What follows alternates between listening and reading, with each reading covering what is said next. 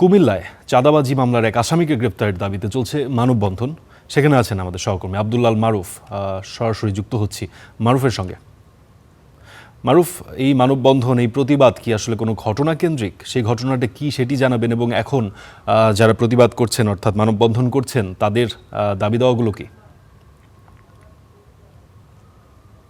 পার্টির আমরা এই মুহূর্তে আছি কুমিল্লা নগরীর ২৬ নম্বর ওয়ার্ডের পল্লবপুর এলাকায় এবং বল্লভপুর এলাকা, এবং এই এলাকাতে আমরা প্রায় ৯টার দিকে এসেছি। আমরা দেখছিলাম যে এলাকার যারা হাজার খানেক বাসিন্দা, আমার পেছনে দেখতে পাচ্ছেন, সড়ক অবরোধ করে একরকম রাস্তায় দাঁড়িয়ে পড়েছে। তারা বলছিলেন যে তারা যে দীর্ঘদিন ধরে এই এলাকায় বসবাস করছিলেন, এবং এই সম্প্রতি একটি ঘটনা ঘটছে যে এই এলাকায় চাঁদাবাজির একটি অভিযোগ উঠছে, এবং এই ঘটনাকে কেন্দ্র করে যারা চাঁদা দিচ্ছে না তাদেরকে নানান ধরনের হয়রানি করা হচ্ছে, তাদের আহত করার চেষ্টা করা হচ্ছে, বিভিন্ন ধরনের হামলার শিকার হচ্ছেন তারা। আমরা এলাকাতে যখন এসেছি আমরা দেখতে পাচ্ছিলাম যে স্থানীয় বাসিন্দারা নানান ধরনের ব্যানার পোস্টার টানিয়ে তারা কিন্তু কথা বলার চেষ্টা করছেন, এবং আমরা স্থানীয় একজন বাসিন্দার সঙ্গে কথা বলবো আসলে তারা কেন এই মানববন্ধনে দাঁড়িয়েছেন।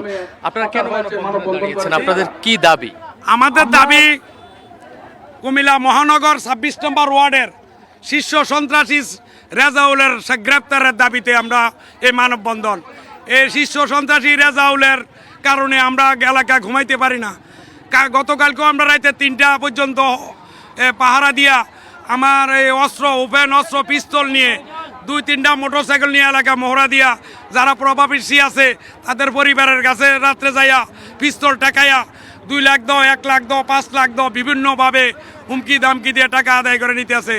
আমরা প্রশাসনের কোনো সহযোগিতা পাচ্ছি না, না পাওয়ার কারণে আজকে আমরা এই রাস্তায় দাঁড়াইতে বাধ্য হয়েছি।